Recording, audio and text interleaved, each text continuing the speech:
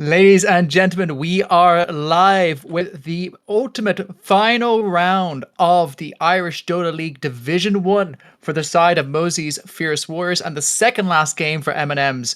M&Ms yet to secure any points this season, coming into this one desperately needing a win against Mousey's Finest Warriors to have a chance to pull that third place. I'm Running Tail, going to be taking you through this one alongside my dearest, most Scottish, now beardless friend, Click. Click, how we doing?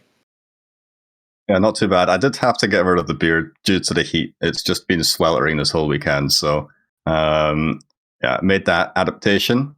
So hopefully I can speak a bit more clearly and, yeah, just enjoy this game. So I think Mousey, the Warriors might be in here for third place already, but it's important that M&Ms at least take a game tonight so they can have a bit of a, so they don't end up going fifth. To June squad in their final game. So, yeah, hopefully they at least manage to pull a game here. That's what I'm rooting for M&Ms here. I'm not going to be I'm not afraid to show it. I'm definitely rooting for M&Ms to get at least a win. The contrary, I'm an old fan of Winter. I like the controversy that he brings to the league. I like the beefs, so I will mirror your support by supporting side of Mosey's. Let's take a look at this draft. So this is a hero I was going to mention coming into it that I wasn't expecting to see get past the ban phase. This Dark Willow. Both Winter and Reese are absolute Dark Willow spammers. Unsurprising to see it banned, right? Yeah, along with the Wind Ranger as well, another of Reese's heroes that he would first pick and has first picked so far in this season. And obviously the usual suspects, Undying's out, Batrider's out as well. Even the Quap, which I know Young Handyman plays. Not sure if Mist plays it on the carry role, but it is also first pick material, so they're kind of doing the groundworks in terms of their first phase bans are the Fierce Warriors. First pick for M&Ms is the Shadow Shaman. Makes sense. If you don't ban Undying and Shaman, one of the two of them is going to get picked. It's an inevitability of this season, it seems so far. Yeah, both facets very strong. Just depends if you need the chicken fingers for the laning stage, and also can be played 4 or 5. It's just so strong. Everything about this hero is just ridiculous. Gives you team fight, pick off, push, and countered by the Rubik. Obviously, an instant cancel for the shackles, and you can even steal them as well and cast them from a ridiculous range. So, very very handy counter pick. Something they might have planned, to be fair, as it was sniped pretty quickly after Shaman was locked in. Something that's worth noting, by the way, people at home, after the Dawnbreaker pick, we have a stand-in in the pause 3 position. Aren, who normally plays 3 for Mousey's Fiercest Warriors, will be replaced by Sabotage of BDC fame today. We see our next 2 picks very quickly. It's the Nature's Prophet and the Bristleback. Click. Yeah, Nature's another of these heroes. It's probably Reese's hero on the 4 position. This will move Shaman into 5, and likely to be Corey's Bristleback, unless they plan on potentially flexing this one. Both heroes, I think, are just fine into the Dawnbreaker, but I'm interested. Like, they picked those heroes very quickly. It seems like they had a plan with this draft. Anyway, so unless Reese is just so hungover that I mean, actually, Corey's in the captain role, but Reese is apparently very hungover, as well as yourself, Rantel. You've been maybe Indeed, sneaking I've been a few brews. I've been feigning optimism here, but my body is at that point where I'm getting literal pains in my arms from drinking, so I think I might need a little break. A week of hot tubbing and liquor was perhaps too much for me. One thing I do want to respond to here, though, is that Nature's Prophet pick, when you already see the Dawnbreaker, feels a little bit more questionable to me, and that you always have that instant response, right? Yeah, and they're kind of punishing it as well with the clockwork. Like, you find this Prophet. Let's say they're even flexing Prophet and they were considering putting it on 2 here. I think you probably shouldn't anymore, because if you get jumped on by a clock with the Dawnbreaker follow up with the ult, then there's not really any escape. So, yeah, it is an interesting pick. But Nature's is just one of those heroes. He's a bit of a lane dominator, and then will look to assist in the other lanes as well. So, does offer a lot. The next pick for the side of Mousey's is the Shadow Fiend, obviously a natural Silver Edge builder for that Bristleback. So once again, bringing some difficulty to the lineup of M&M. However, I do feel that it is somewhat at risk of being caught by this Shaman or by this Bristle if he's not careful. And the follow-up pick for M&Ms is the Sven. Yeah, so Shadow Fiend, I think the lane combo with Clockwork as well is, tried and tested at this point. Very, very strong, gives him a bodyguard, so he can CS and even pressure some kills in lane. The Sven it does fine against SF. It's not like game breaking, but Mist, who's playing carry for M&Ms, they are not really a carry player. So far, I think he's played the heroes like PA and getting the Sven this time around. So kind of fairly simplistic carry heroes who can just go to the jungle, hit some creeps, and come out like a beast. And yeah, we'll see if he gets the map space that he needs to farm up. But yeah, I think I agree, and I think also that it's a matter of ease of execution here. We've mentioned before the M&M's offlane is on paper the strongest offlane in the entire league, right? So if you pick something like a Shadow Fiend, at least you can guarantee a fast farm thereafter if your lane does get dumpstered. The question is how much damage this Bristle and this Nature can do to him in lane without a natural way to get out. And with that Rubik pairing, I'm a little bit concerned they might get run over a little bit here. yeah, I agree. But it has to be said though, this Sven does it does have one benefit against the SF, and that's the armor. From Warcry, kind of counteracts a lot of that presence armor reduction. So even if they do get the pressure on early with a clock running at you and whatnot, at least he's tanky enough on the Sven. Certainly, once he's got his BKB, he should be able to man up nicely and get onto this Rubik and even the SF. And should just be fine, but it's going to be a question of who can secure the most map space. And I actually favor M&M's support duo for taking map space. Obviously, Shaman, very good for pushing, and Nature's Prophet is always going to be a +1 in every engagement, and pressuring Wisdom Runes and that kind of thing. So, looks like their drafts is going to be pretty effective and, like you say, quite simplistic. One thing that's gotten through here that I think is going to be interesting is on the mid lane for M&M, we have Owen, aka Young Handyman, big, tiny enjoyer, combos quite well with the Nature's Prophet. Famously, though, Owen is very good at tiny, but is destined, like the Prophet Cassandra, to lose every game in which he plays it. So it could definitely blow up the Shadow Fiend here. It doesn't fear the Rubik. It could be something they're looking into here in M&M, and they're banning out the Viper, which makes you think perhaps this is what they're going for. No, they go for the Death Prophet instead. I really like this pick.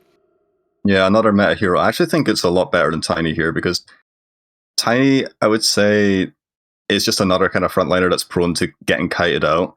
Death Prophet, if you're getting stunned up by like a Clockwork or a Dawnbreaker, you don't really care that much. You just kind of sit there, cast your spells, you heal back up again, and your spirits are running around doing things for you. So, yeah, a pretty nice, solid pick. Another pushing hero, and kind of it's actually turned into a bit of a tempo lineup now, trying to maybe just bring a bit more pace into the game. We're actually going to see Ursa as well as Shadow Fiend, so this will probably move Shadow Fiend into the mid lane, I imagine.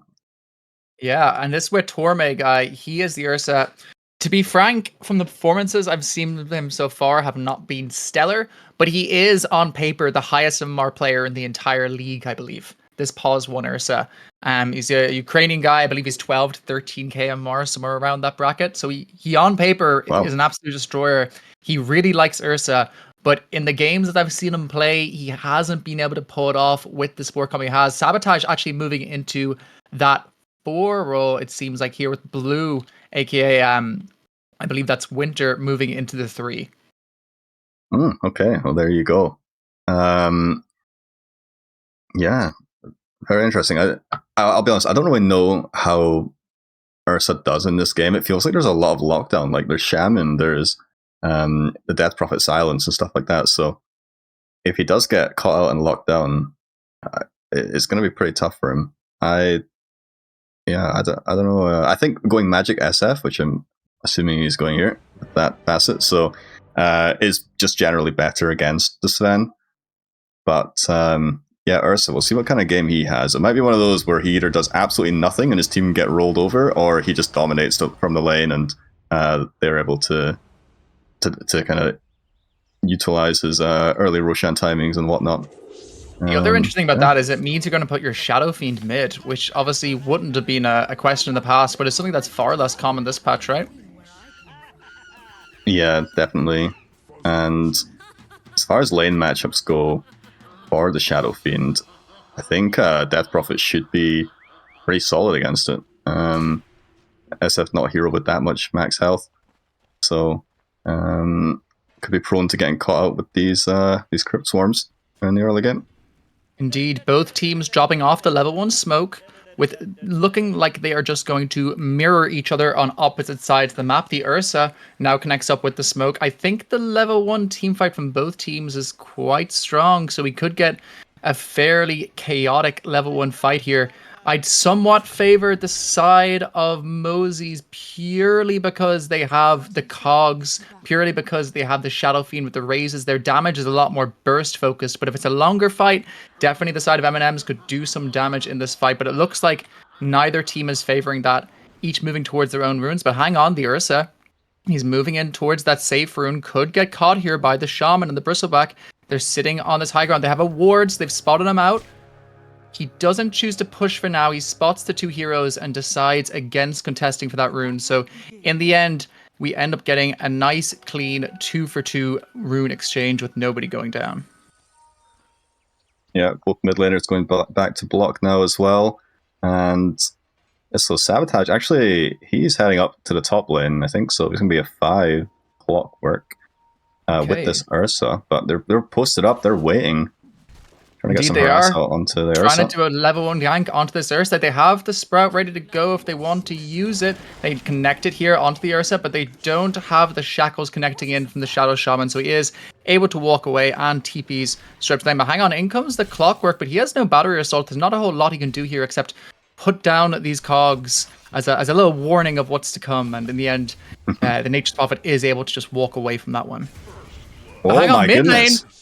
A very different story. Young Handyman goes down on this Death Prophet with Denki no Ikru taking him out with his Shadow Fiend. A really important early kill and a hero you really like getting these early kills on. Yeah, that was crazy. Just 900 damage dealt. That must have been more than 3 raises, I think. He might have even consumed the mango there to get that final one off, because yeah, he just he just dropped like a stone there. But I wasn't really expecting that. I thought on their levels they'd be able to sit back a bit more in this Death Prophet, but SF just walking up, getting the first blood. So indeed. And bottom lane we have the two brothers from Bolivia, Winter and Pero Bochica, doing what they can to try to hold back this Sven and this Shadow Shaman. Seems like so far not a huge amount of kill threat coming out here. The Dawnbreaker sitting pretty comfortable, right? yeah, I mean, she's just so tanky. It's going to be a while before. In fact, I don't think they're even going to ever have enough damage in this lane without a rotation, maybe from Nature's, to help bring down this Dawnbreaker. And hang on. Sven actually getting quite low. Once again, strapping Young Handyman forced out of this mid lane. Only level 2 on this Death Prophet, while the Shadow Fiend is closing in on level 4. Yeah, he just missed that extra wave as well mid, I think, whilst he was dead. So certainly falling behind a little bit. Not what you like to see, but Bristleback, on the other hand, is actually faring pretty well in the early levels against this Ursa. Yeah, doing really, really nice job so far. 12-0. As we said, this is on paper, a really, really strong lane of players. So regardless of what they're up against, they're going to put up a good showing. And that's definitely the case this game. Once again, anytime Handyman comes near a wave, the Shadow Fiend is on him. But nice job there just to secure up those creeps and tail back that advantage slightly. Yeah, they're going to need it. I mean, Death Prophet will get to the point, I think, once she gets her 6. Hang on. Go here now, out onto Quarry. Taking a lot of damage from these right clicks. Getting bounced back twice by the cogs. Walking into them there instead as the Clockwork almost goes down. And now the Ursa needs to be careful. These quill stacks are stacking up. They do manage to get away, but we see there that they just have an inability to kill this Bristleback at this moment. He has finished up that Bracer and that Wand, and it seems that is enough to keep him safe for the majority of the rest of this lane. Yeah, I think so. It'll be interesting to see, though. Ursa just got his boots delivered. so may want to make a go, but this Prophet actually had a nice sprout in that fight, just to kind of disconnect the Bristleback for a moment, just so he could survive for a wee bit longer. But yeah, 2 points in Quill Spray, it really adds up, and he's gone for the Seeing Red facet as well, so there's not going to be 5,000 stacks of goo in this game, at least. Indeed, so far pretty stable from both teams. A quite enough game. Another raise, 2 raises in fact, land onto the Death Prophet mid, but this time Owen is able to survive that onslaught. Meanwhile, looking back at this bottom lane, going pretty close to even with a slight lead for the side of Mousey's Finest Warriors. I think you mentioned before the game, the Sven is on paper the lowest MR player in this game. Well, maybe with the exception of Sabotage now, right? I think it's actually Sassy on this Shadow Shaman. Mist is, I think, is around 8k. Okay, never mind. Totally wrong by me. Looks like a go onto this bottom lane. They land up with the Blood Grenade. One more right click's also going to need to take down that Shaman, and indeed they do. 1 or 2 right clicks almost takes out the Sven as well. So a nice kill there from the off lane of Mousey's puts them 2-0 up with a slight advantage over M&Ms in these laning stages. Yeah, I think I would have liked to see a point in Warcry for the Sven in this lane with all that extra physical damage coming out from Dawn. But instead, he's got really 2 points in Stormhammer. Even to get the distance to be able to run away, never mind even the armor, it'd be super, super nice. The meanwhile, this top lane looks like it's getting even harder. Every level makes that Bristleback so much stronger. Now they throw out the big Sprout, but he has a wand the size of the Eiffel Tower ready to go that stops that go. But bottom lane, the Shaman's just come back to lane. He's not going to have a TP, and he's dead again on Sassy. He just gets ran down there. And, you know, Sven, it's really showing in his CS as well how badly it's gone for him this lane. He's down 17 CS to 22, which is not great, especially when you're laning with Shaman. Like, this is a strong laner. One thing is, though, he has gone for the massive Serpent Ward. So Sven now leveling up that Warcry, trying to make a go here instead onto the Dawnbreaker, but the Dawnbreaker is just too tanky. Uses all his mana for that go, but Dawnbreaker now quite low, needs to be a little bit careful, especially with the potential of a Nature's Prophet gank. They're going to wait for this 6-minute rune, secure it here with the Rubik, if not with the Shadow Fiend top, but the Nature's Prophet is on the other side trying to secure it for his team. There'll be some trouble, gets hit up with a Sprout, but goes in a little too early and can't secure the rune for his team, which does spawn bottom anyway, and now it's the MP who's in some trouble. He has the ultimate Shadow Fiend, he pops the ultimate, gets the fear, 1 or 2 right clicks, always going to need one more, and he has this cut and dry, and indeed down he goes. Reese dies on the Nature's Prophet, and they secure that bottom rune on the Rubik, taking that illusion away from Young Handyman. Yeah, very nicely played there. I mean, you wouldn't normally see a Quelling Blade on a Shadow Fiend, I don't think. But obviously aware that anytime this Prophet could arrive in the lane, especially around the 6-minute mark.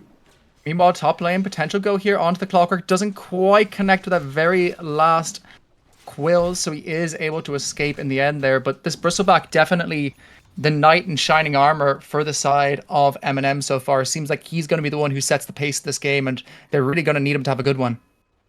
Yeah, he's farming really, really nicely here, and able to harass Ursa out a little bit as well, which, I mean, Ursa's known as a bit of a lane dominator, typically, especially coupled up with support like Clockwork. So the fact that he's been able to at least slow some of that farm is credit to the Bristleback. They throw out, they bring in the Nature's Prophet this time. They want to make a go onto this Dawnbreaker, and they have the finished up Urn and able to do so.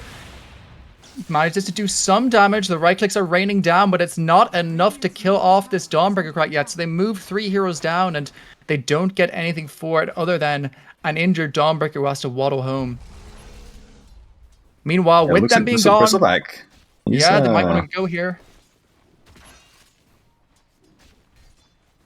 Seems like the Clockwork's walking towards him, but he misses there with the cog, so pushes him further away. Does remove his mana in doing so, but means that go's not going to go ahead. Right click.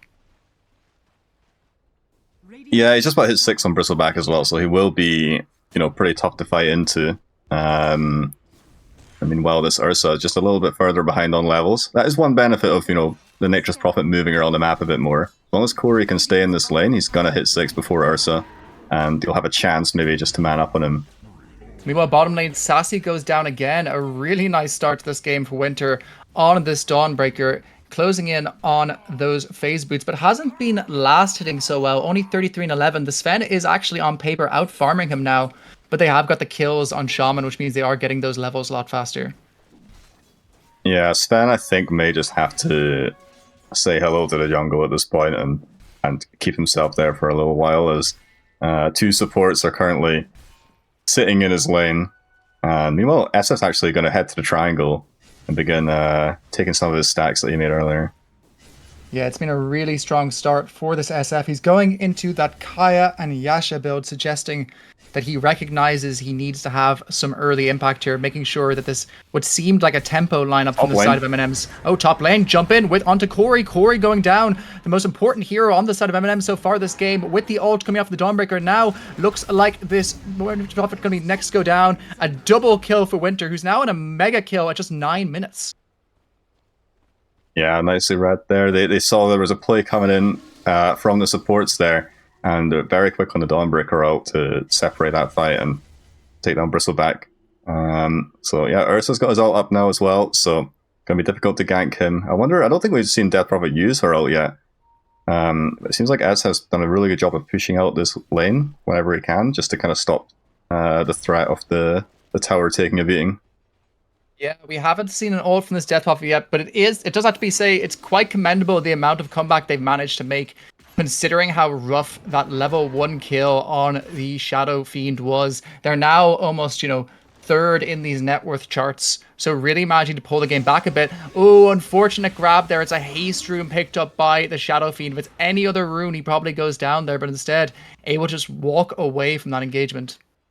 Yeah, Shaman was ready there. Very, very unfortunate on it being a haste rune, and it had a sentry down as well, so there would have been no chance of escape there. I think probably would have just popped the DPL on the spot had it not been a haste there. Yeah, another thing I want to point out here is the difference in levels in the supports. Sabotage and Perabo Chica, both level 6 in the supports now, whereas this Shadow Shaman is down towards the bottom of level 4. Hang on, go now, a really important go onto this big old Dawnbreaker, and the hook shot doesn't connect from the clockwork, so they are able to pick off Winter there, their first kill, and a very good one to get going into the back pocket of Reese. Yeah, that was absolutely vital that they got a pick on that Dawnbreaker, because like you said, having a very, very strong start to this game, just gets a bit greedy on the farm, doesn't respect that the supports could have moved down to this lane, and this Prophet, I mean, at any point could just show up and start making a play. One of the best strengths of the hero at the moment, and along with that ridiculous Sprout. Interesting game of chicken going on in this top lane. The Ursa can kill this guy at any point, but then comes the Dawnbreaker ult. They're trying to make it go onto this Bristleback again. He does manage to walk away from this, but he's hit him with that hit from the Starbreaker, chops down the Bristleback. They've now brought in the Death Prophet. The Death Prophet doesn't have enough mana for ultimate, so they're able to just walk away. Yeah, another big kill, and the mid tower going down as well, so I think Prophet maybe didn't have the teleport available. And all wasn't the while able to help out his offlaner. A potential go onto Sassy on this Shadow Shaman. They TP in the Nature's Prophet. Really nice use there of the Sprout to actually get him out of the cogs. A really, really cool play. But meanwhile, the Ursa is here and he's right-clicking up a Storm. And he is absolutely chopping these heroes to bits. 1 or 2 right clicks, always going to need to take down this Nature's Prophet as well. So down he goes. Meanwhile, though, Torme does go down to Corey. So the Ursa going down there, super, super important. The Bristleback potentially going to be cleaning up this fight. Dawnbreaker doing what she can to try get out of this one. Ends up being a 2-for-1 in favor of the side of Mousey's, but they lose their Ursa crucially for 2 supports. Yeah, I think worthwhile, just about worthwhile for Corey's sake anyway, to get that kill there. If they hadn't gotten the Ursa, it would have been an absolute disaster, but yeah, SF moving downhill, but yeah. They lose this top tower as well. So a really nice turn of plays there for the side of M&Ms, putting this down to just a 3k advantage in the favor of Mousey's right now, but definitely looking like signs of life from this team after what was a pretty disastrous laning stage. Yeah, I mean, it's 2 kills to 10. It doesn't look pretty, but there's definitely some life in this team. I mean, I think both of these teams are actually very similarly matched, to be honest, in overall 5v5. So, I mean, if anything, I would have probably preferred Mousey's team before, but with Sabotage standing in, I think they're probably pretty even. So we'll see how this game develops. Hookshot comes in from the Clockwork, connects onto Reese. Reese going down, teleport attempt from this Shadow Shaman, but hit with that Starbreaker, hit with those right clicks. Down he goes as well. Another 2 kills being fed over to the side of Mousey's Warriors. Really taking this early game by storm in a game where we thought perhaps the other team would have the tempo lineup.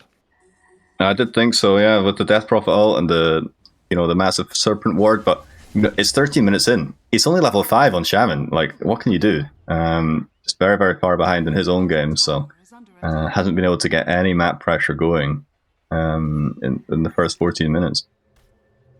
14-minute rune time now. We might look to see if the MP is making a go. He's sitting in the fountain, the classic move of those planning to steal a rune. Scans it out as well, so it looks like he's going to go for this steal on the MP. No, chooses not to instead, just goes for the safe one.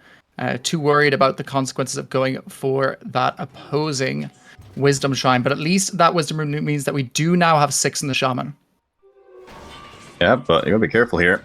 Yeah, Sassy's in some trouble here. Hit up with those stolen little shackles. Pump fakes the ultimate on the Shadow Fiend, but doesn't actually pop it. And now in comes the Sven. He's angry and he's chopped down Parabochica. And the Shadow Fiend's also in some trouble here. 1 or 2 right clicks, but he does manage to TP out, makes use of the fear from his ultimate to get out there. So Mass Serpent Ward dropped for a 5-for-5 exchange.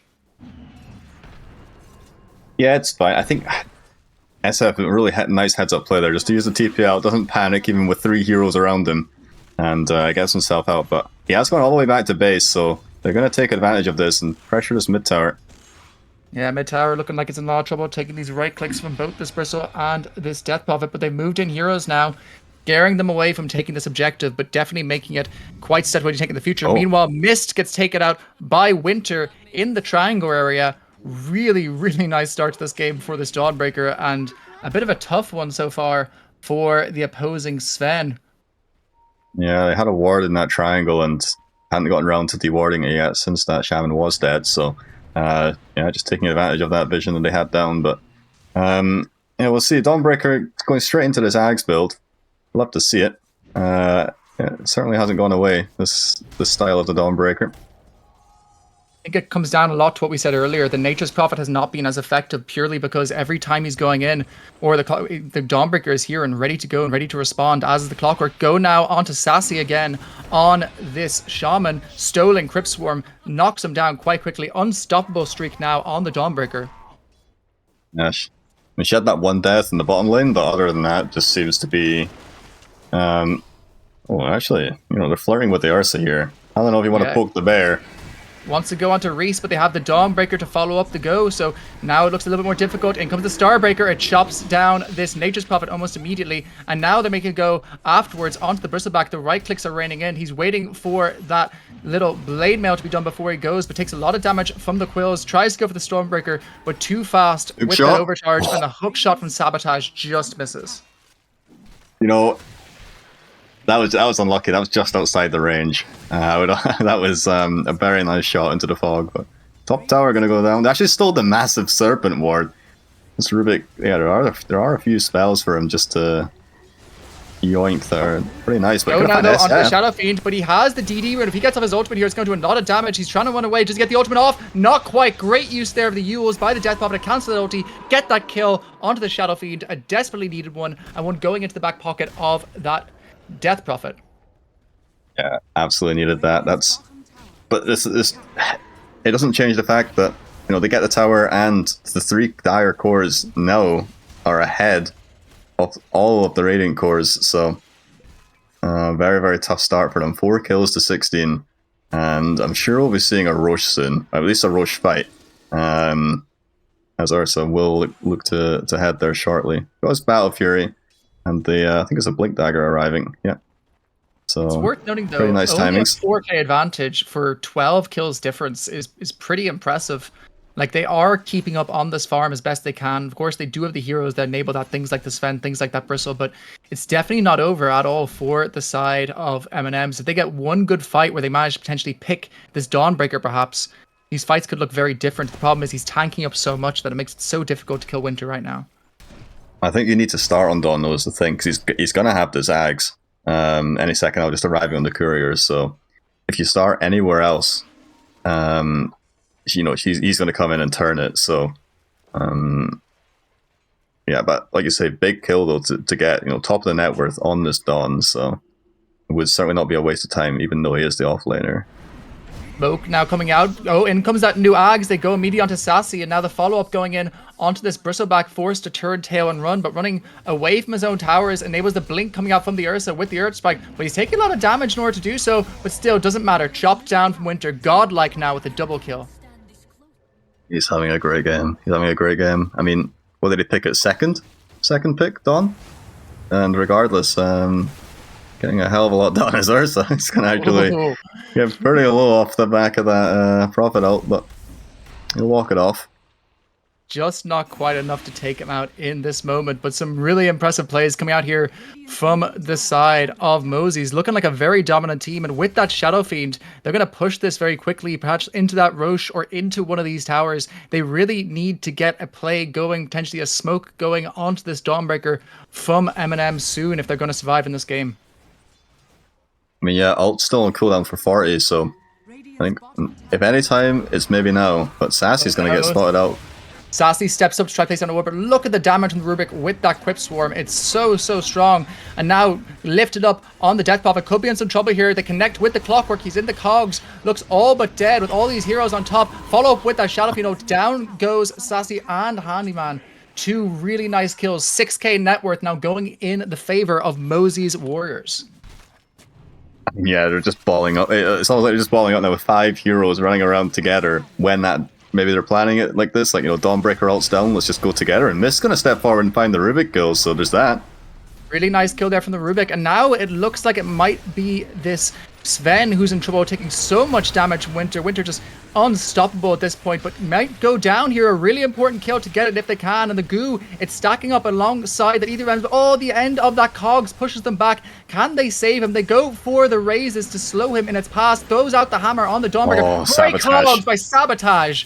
Rescues the Dawnbreaker. Fantastic play there from the Clockwork. Truly selfless from your own captain. Reese might find him here. Reese is here. Reese catches him with that Sprout, but he has the hammer to get onto the low ground. And indeed, off he goes. Getting out of this one will not tick down to that big urn. Oh, Sabotage. Shout out to him that, just like you said, the end of that cog, pushing back Bristle, and then he basically suicides. He doesn't care. He's like, it's fine. As long as my big fat Dawnbreaker gets out of this one, it's a win in my book. And yeah, it does the support duty there. So, surprised. I don't think I saw a tip for him though. I'm disappointed in that. Some bad manners, I would say. You gotta recognize those support debts. There's 2 support players, us two. We just like a bit of recognition. It's the Mother's Day card for the single mothers that we are, you know. Exactly. He's had a good game on this Clockwork, has Sabotage, and worth messing. You know, he's usually Division 2 shitter like us. He's my captain, my offlaner, stepping up into Div1 here, and he's not looked out of place yet. So, fair play to him.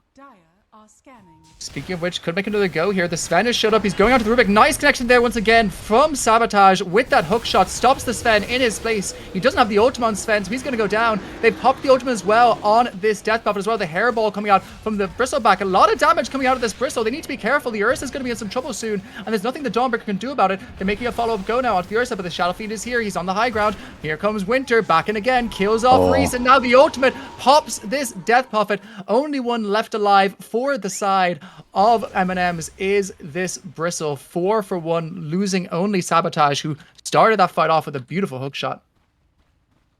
Yeah, really nicely played, and like no hesitation, this Dawnbreaker is straight in, trying to keep the support alive for as long as possible. And you know, it's still in. Oh, hang on, Ursa almost just gets bonked down by Roshan, but no, certainly very nice plays from the 2 supports on the side of Mousey. So, you know, disrupting that fight, stealing the Stanel, and then this Yashakaya on the SF, just able to blow up this DP immediately with the Requiem.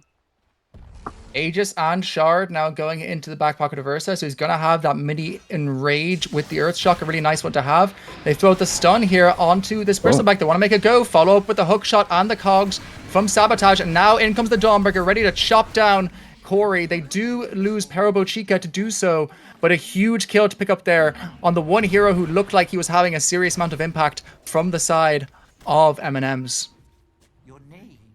Yeah, it literally just came off cooldown that second that he used it. You know, Rubik understanding that he would have that teammate coming in to help him eventually there, so wasn't too scared to kind of have a little poke at this this bristleback. But yeah, what do you do now? Because it feels like you can't win an engagement. You're behind on net worth. Your Sven doesn't even have a BKB yet, so how are you going to fight into this at this point? And this Dawn is absolutely huge. Oh. He's level 18, and now the Sven even more trouble getting chopped down by the Ursa. He's gonna get one more chop, so he needs to kill him. Ring around the rose, he's breaking his ankles a little bit. And he jumps away on the Sven! He gets out! Huge jukes coming out there. Manages. Oh, but Winter is back on top of him. Okay, it was temporary. Played with his food a little.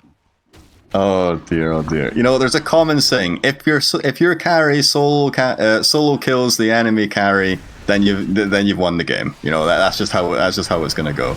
He can win the game. Winter is soloing 2 heroes on his own, but could be in some trouble here from the Bristleback. But he has the Shadow Fiend connecting with the ultimate. The ultimate's popped. It hits into the back of the Bristle, though, so it doesn't do as much damage. Manages to walk away from that one just in time. In comes Sabotage, not quite connecting there with the hookshot, but does get that Vessel onto the Bristle. Bristle doing what he can to try to escape from this one, but looks like Winter's interested in going back in, as is the Shadow Fiend. He comes in with that Blink Dagger, does a lot of damage onto this Bristle. 1 or 2 right clicks, all it's going to take, especially with that Ether thrown on top of him. 1 more right click, think he might go down. Indeed he does, picked up there by Poa Pachika and chopped down with that Fade Bolt. Yeah, they just can't get the ball rolling at this point. And the Aegis is still up as well on this Ursa, who's actually he's wrapping in behind here. He's taking things into his own paws. Neighborhood could be in some trouble here if the Shaman decides to go, but instead he TPs away on the Shaman sides. I do not want anything to do with this. 10 seconds until that Solar Guardian's back up as well, so probably the right play not to go. Yeah, I mean, I don't really know what the play is. I think you have to try and split the map, but it's not easy against Clockwork, because Pump Bacon this out, and he will connect onto Reese. Reese goes down again, and meanwhile the Shaman's being chased deep into the base by this Ursa. The bear is crazy and angry, and they have a rocket up on the clock of 1 second, but it seems like too much healing from the Shaman to be able to take him down. But this mid tower goes down quite quickly. Looks like they could threaten for more here potentially, but the heroes are quite split. They do have the Ursa in another lane. The Sven, meanwhile, is still building towards that BKB. Does not have it finished. Still another 1,400 gold until he's going to have that completed. Unlikely to want to join the fight until that is the case, right, Click? Yeah, I mean, it's totally unfightable at the moment. Like, you see SF channeling his ult, you just can't go in. Like, Rubik's there with the stuns. Clockwork has been kiting him out as well. It just feels like an almost impossible game at the moment. And yeah, SF was a bit alone there. There was an opportunity to maybe catch him out, but it's tricky. You know, you don't really have a great blink engage hero other than this Sven, and he's kind of been avoiding fights, but he's running to Rubik here. Yeah, Sven being caught out by this Dawnbreaker thereafter, and the Ursa is here ready to fight, but great TPN there from Sassy on the Shaman, able to stop that go, but maybe only temporarily. Ursa's still here. In comes the hook shot coming out from Sabotage, splits this fight in 2, doesn't enable the Death Off an easy way in, but nice use there of the Siphons. They do kill off this Shaman, and now the Ursa's in trouble, as is the Rubik. Double kill so far for Young Handyman. Signs of life for the side of M&Ms, and they're not done yet. It looks like they're going to try and hunt down this Ursa, but oh my god, filthy play there from Weathermay. Absolutely taunting the opposition. Yeah, I mean, he's still got his Aegis, but that was a pretty close one. I dare say if he hadn't got the blink out there, he would have been maybe dead twice, but he's going to man up on Gory. Yeah, he wants to make a go here. There is no ultimate for 20 seconds on this Dawnbreaker, but you're not going to take down both the Aegis and the second life of the Ursa in that time. And Ursa instead jumping back in onto this Bristle. Seems like they want to make a go here. The Death Prophet is coming in from behind, does not have the ultimate, tries to palm up the ulti on that Shadow Fiend there, but doesn't quite get off in time, but is in time to get the Fear onto Reese, who they do take out, but they expend a lot of resources for that kill, using the BKB of Ursa, as well as his Requiem of Souls to be able to do so. Yeah, it's Aegis expired as well, so, you know, you might have lost your profit, but the first use of the BKB on the SF and the Requiem on cooldown, but be some trouble here. They're gonna they're sniffing someone out here. They're like, there's a smelly young handyman down here, and they're gonna see him. They go onto him. They have that big circle to slow him down. And a great hook shot coming out once again. Sabotage putting in the game for his life with this Clockwork, really setting up these kills, looking completely in place in this Division 1 team. You know, I wish I was playing worse. He's gonna end up leaving my team and playing for this one for full time if he keeps this up. So, BDC's future in Div2 maybe long forgotten it, but Ursa now gonna find Corey. He's totally alone. Gets the bash. Uses BKB as well. Still got the Quelling Blade, so should be able to pick up Reese. Could be some trouble here for Reese. They do have the Sven coming in and this Mass Serpent Ward. A lot of damage on top of him, and he doesn't have the Aegis anymore, so that's a kill. With that use of the Nature's Prophet ult, they do get a lot of damage onto the bottom tower in exchange, but they're probably happy with that considering they almost 1,000 gold for that kill. Yeah, that was huge. Absolutely huge. So they got to wait on the Death Prophet here before they can really engage. And Mist's got to be careful. He's got the BKB. Just decides to blink out. He won't have the God Strength in about 8 seconds, so his damage is going to be so much less, and his slow resistance also so much less. I don't know if they can go in without the Sven ult. Yeah, and Shaman also not back yet. TP just coming off cooldown now. But they'll hold the racks, and they'll get the kill on the Ursa, so, you know, I think it was very, very much worth it for them on the side of M&Ms. Potentially stop to go onto those racks there by splitting those heroes across the map, by forcing them to respond. So a really nice kill there. And now we're going to be waiting at least another minute before we see another Aegis and before the side of Mousey's can go again. But we're looking at 17k net worth at 29 minutes being the difference, and most of that net worth being completely saturated in those core positions. I mean, yeah, it's just going to come down to pure execution now. Can M&Ms kind of stall this game out, keep their lanes fairly split, not lose too many sets of racks early, get the vital pickoffs that they very much need at this point. Like you say, they're just so far behind, and you know, it is shown they can kill the cores, but it's a case of can they hold this high ground as well though? And anytime they go for a play, you know, they've already gotten this bottom tier 3. Roshan's going to be spawning in 20 seconds, if that's the real timer. I'm not sure if it works properly, but yeah, top tower likely just going to fall as well at this point. To be said, I think if you're early picking this MP as early as they did, especially alongside cores like the Death Prophet, you probably do just need to ban out this Dawnbreaker. Every single time the MPs tried to make a move in the map, with the exception of the kill on the Ursa top, he's just been thwarted by the by the use of this Solar Guardian. Yep, definitely, and they're actually going to start hitting onto this tier 3 here. They're not scared. They know the heroes aren't here at the moment. Yeah, they've shown, and now they're going in onto the Sven. They popped a BKB, in fact, onto this Ursa, who's very far in his own here. When his BKB runs out, he could be in some trouble here, but Sabotage is there, ready to bail him out with the use of those cogs. But is it enough? He doesn't connect on the hook shock, so now Weathermay goes down, pops the ulti on the Shadow Fiend, dropping it all onto this Shaman, but in comes that ginormous Dawnbreaker. The amount of damage she does turns this fight on its head, heals up her own team, and absolutely decimates the opposition. The Hex comes out onto this Shadow Demon. Down he goes, takes a lot of damage when going down, but it doesn't look like it's going to matter. The buyback is crucial from Sassy, and it saves this fight, turning it into, I believe, a 4-4-1. Oh, and they're not done yet. Arabuchik is in some trouble. Hexed up, right-clicked down, another kill for the side of M&M, and that is, I believe, a 8k net worth swing from that one fight, or 7k, sorry. That was absolutely ridiculous plays from Sassy there. He was so quick to get back in off the back of buying back, and gets that vital hex just as he was teleporting out. Absolutely crucial. And, you know, these BKBs, they're not getting any longer. They're pretty, you know, just about spent on the Ursa and the Shadow Fiend at this point, both down to 7 seconds, so it's every fight is just going to get more and more difficult for them as these supports really come into their own. And in these long fights especially, once Ursa has expended the ult and the Death Prophet one is still rolling along with the Sven's God Strength, you know, you've seen the strength of it there. I mean, they were in their base, but they hold their high ground. Roche's just spawned. The question is, do they have the cojones to go into this pit and try and kill it before they respawn? Seems like they do. They have the DD on Sassy. He has the minus armor coming out from these goo stacks, and they have the Mass Serpent Ward. It's going down extremely quickly.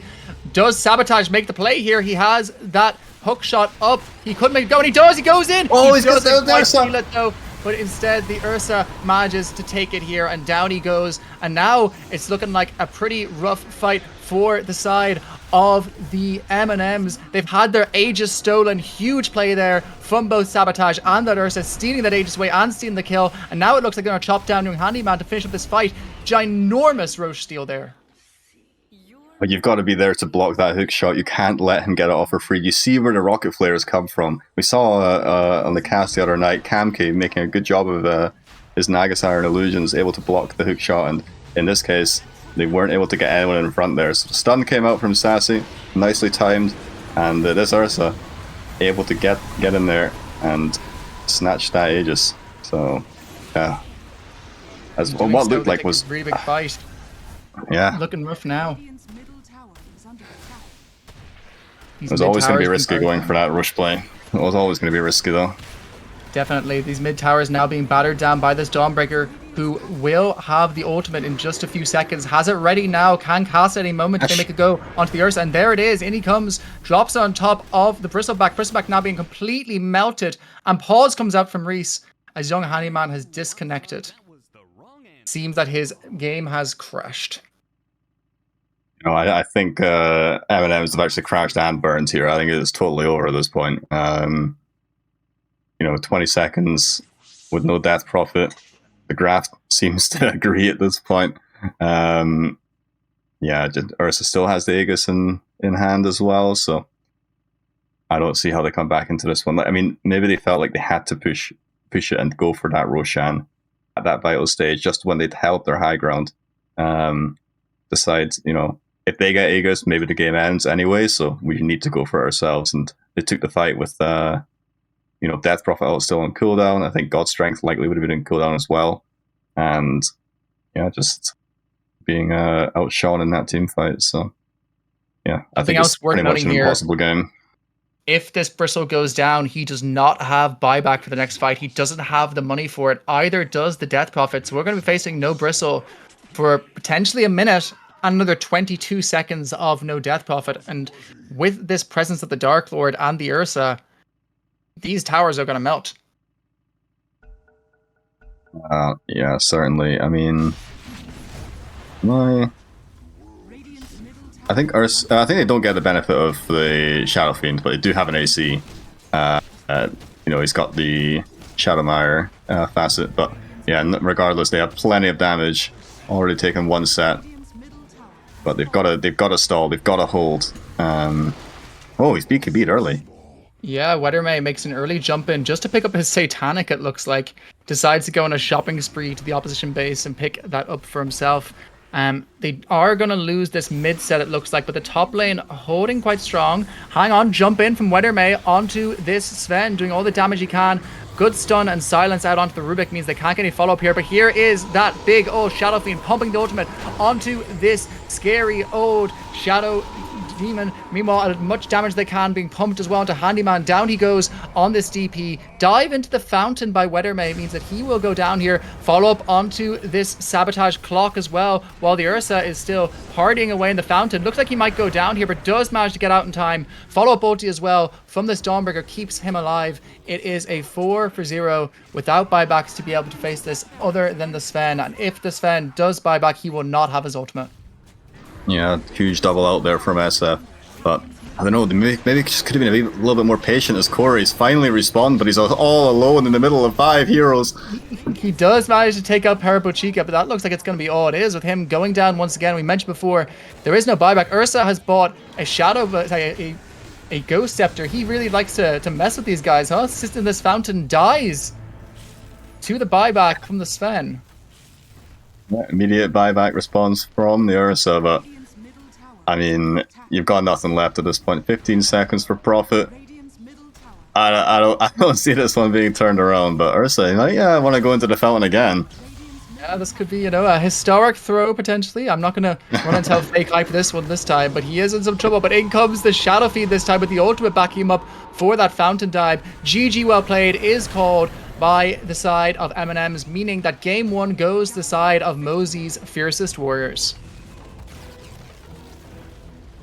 Well played to them. To be fair, they had, the support advantage in the early game was absolutely massive and just kind of shaped this game to become what it was. And Don just having far too good a lane, and like you said before, playing into this profit, able to kind of counteract any moves that were going on in the map that weren't on the Dawn herself. So a nice draft and nicely executed. I didn't expect the Shadow Fiend to end up in the mid lane, but did have a great performance as well, able to get his farm, win his lane, and set up a decent game for his Ursa.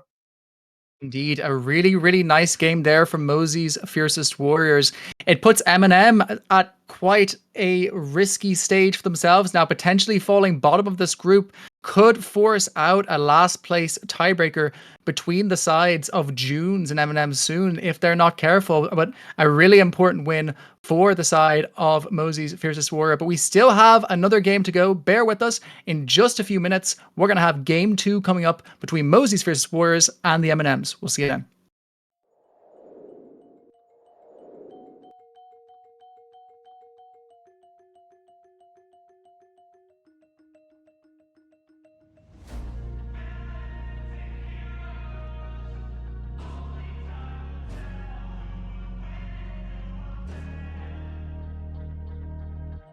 Bad things happen to good people. None of us were ever really born equal. Only one life, there ain't no sequel. Some people live, others stay fearful. This world ain't never been peaceful. You got good, always butting heads against evil. The good try to be fair, but the bad lethal. They gon' fight dirty, every single one deceitful. Stand up, I wanna see your face. Get your chin up like you belong in this place. We gon' train like you've never trained before. You're going up against something that you can't ignore. This ain't a game, this your life that we're playing with. There ain't no reset button or an off switch. You gotta face your fears, you gotta scratch the itch. You gotta break through the walls and get after it. Only time will tell who's gonna make it. I promise you, I'ma be the one who's gonna take it. I fight, I provide, leaving blood on the pavement. If you're up against me, then you better be praying, cause I'll keep punching till my knuckles start breaking. I'll keep going through the blood that I'm tasting. I won't stop till they all see greatness. The battle for my world just started, I've been waiting.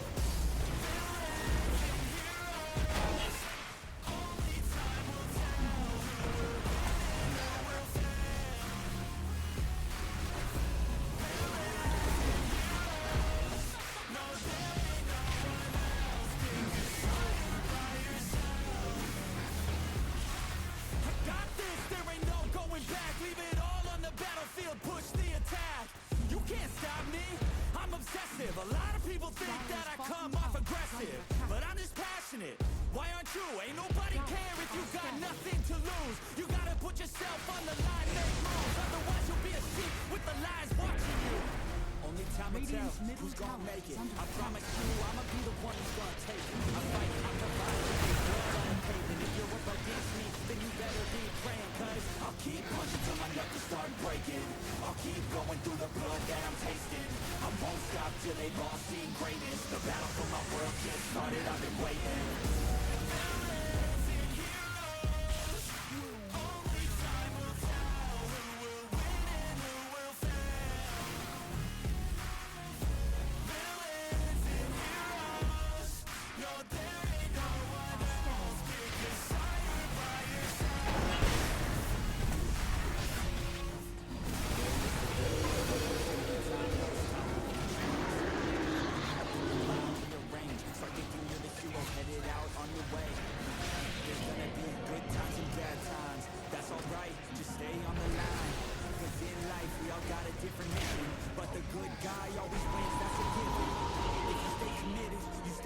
You'll be looking down the barrel of completing your mission. Ignition, like a flame, get the fire in you. Listen, take these words deep, cause this is real, ain't no fiction.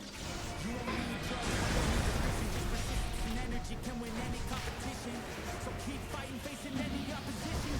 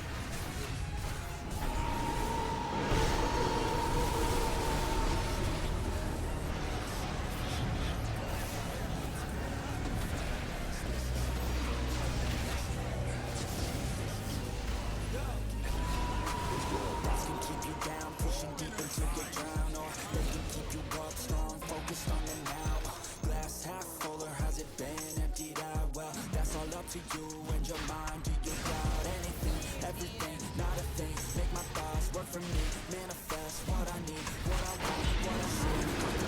Everything, I attract all the things that I see. I believe I'll achieve as I breathe in and out again and again. I don't doubt a shit and I plan and I found out that I can execute. If I'm driven, if I listen, if I learn all the wisdom, read some books, something written was the best. Teach a system I invest, never hidden, I ain't scared. Ain't no chicken, I take days. I'll be winning, you get back what you're giving. Find the reason that you're living, what you're good at, all your gifts and what you love. Take a risk and find out what you've been. Listen now, lies deep way under the surface, and like a fire needs coal in the furnace. This is your goal that makes it all worth it. This is your why that gives you your purpose. Your lies deep way under the surface, and like a fire needs coal in the furnace. This is your goal that makes it all worth it. This is your why that gives you your purpose.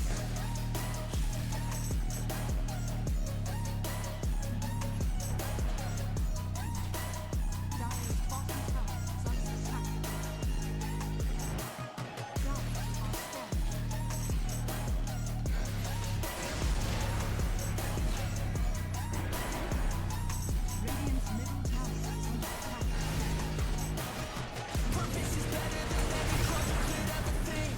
If you know why you're doing something, that's all you need.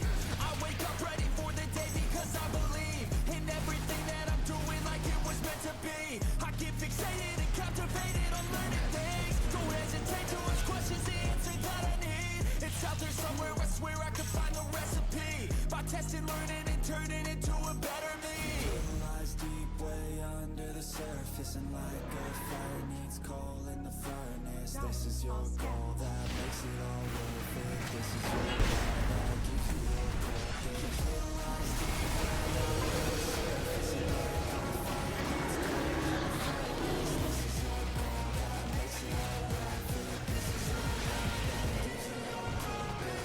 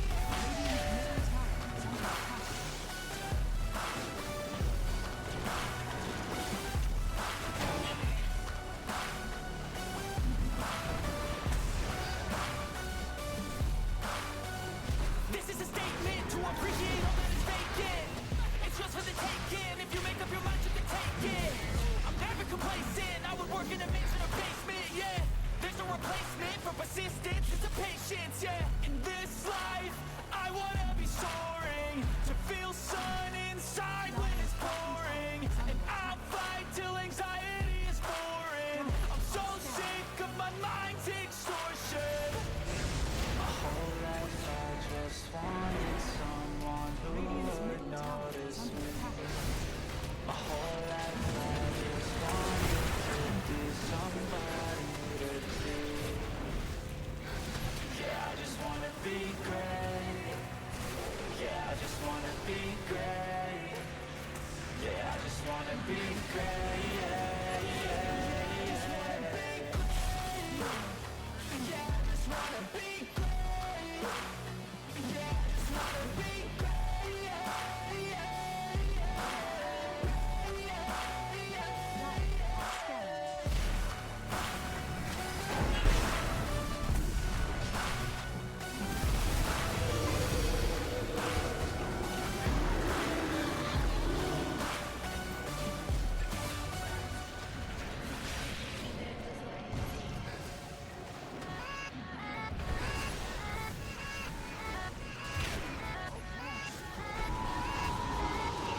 Yeah, yeah, let's go. I ain't the first with the curse, with the thirst that I wanna be better, not worse, man it hurts. I'm on this earth with my words and I put them all together, insert, cause I wanna have worth. Working hella hard till they put me in the dirt. Gonna go far, man, listen to my words. Gonna be a star, man, life's like a bird. Working this hard till you get y'all still, yeah. I ain't taking a backseat, I'm passing. Everybody else who is laughing, I'm nasty. Ain't nobody able to catch me, they gasping. They cannot compare, they can match me, I'm at half speed. I got your girl and she laughing and dancing, hanging on my butt, she asking to crash with me, smash with me, she's savage, she wants cash money, and she knows that I live lavishly. I wanna live, I'm cold inside, give all I have just to feel alive. I fight to live, I fight to strive. One day I'll have what I want. I want the whole world in the palm of my hand. I got a plan, I'm the man, but I'm touching the game, I'm better than Batman. Anybody else who tests me, I'm ready. Looking in my hand and it's steady, I'm trending, ascending and blending, lyrical bending. I'm spreading and getting my name out now, yeah, they hear me laugh.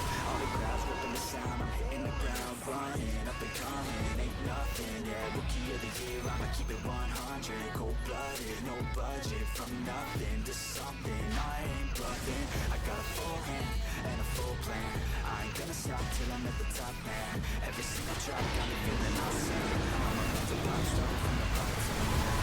I wanna live, I'm cold inside, give all I have just to feel alive.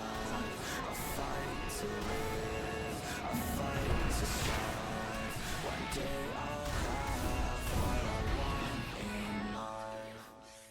You're probably feeling some disappointment right about now. Radiant's middle tower is under attack. Yo, I wanna build a life worth living. I wanna be rich cause I wanna be given. Ladies and gentlemen, everyone in between an Irish Dota, we are live with Game 2 of M&Ms taking on Mousey's Fiercest Warrior. I'm here with Click and our handsome observer Auntie to take you through what is going to be a super important game for the side of M&Ms, who are yet to secure a victory and really need to pull one out here or face a last place playoff against the June squad. Click, how are we feeling about this game too? I already feel better because I see Dawnbreaker is gone. Thank goodness. They, tried to make use of this profit, but ended up being met with Dawn and a Clockwork, which just seemed to cause all kinds of problems. Had very, very good global presence. And also switching, keeping the options open for the Shadow Fiend, moving it from the carry potentially to the mid when they saw this Sven, I think was a very good call. So hopefully M&Ms are a bit more savvy in the draft this time around and can, get some a decent foothold on this game in the early stages, as they just weren't allowed to in the first kind of 15 minutes of the last game. Mousey's choosing to let through both the Death Prophet and this Shadow Shaman into this first phase. I wonder if Sassy on M&M, he struggled on the Shaman last game. The question is, does he continue to pick it up for this game? It feels like such a good hero that letting it go and giving it to the opposition team is just always a bad choice. But I think that's what Mousey's are banking on, that he's just feeling bad after that first game. I mean, I think he went 0-15 Sassy on this Shaman, so it would be nice, nice to see him have the confidence to pick it again. I mean, you can't let it through, really. I mean, it's too free if you let it through. You just have to pick it, be confident, and try and make it work. So let's see if they do it. No, they No, go they for go for the Ringmaster. Ringmaster. An immediate pickup of the Nature's Prophet in response, not letting Reese have that one, and a nice flex pick to start this game off. Really, you can play Nature's in almost any position at this point. Yeah, very flexible. I mean, definitely seen most use in 2 and 4. I wonder. Wait, okay, they banned a Doom, so Shaman is still in, right? I'm not missing anything. Yeah, Shaman's still in. I think Moses will have the opportunity to grab it here. They ban out the Disruptor, predicting potentially a 4 Disruptor, which would be an interesting pick, but again, a really good hero and a counter to a lot of those more team fight oriented drafts that they've favored. 15 seconds left in this pick. I think we are likely to see the Shaman here. It feels strange not to, although the Ringmaster is a bit of a natural counter with that box. And they pick up the Yep. Axe here. Yeah. So, is this a Winter Axe then? Just is this one of his heroes? Is this what he does?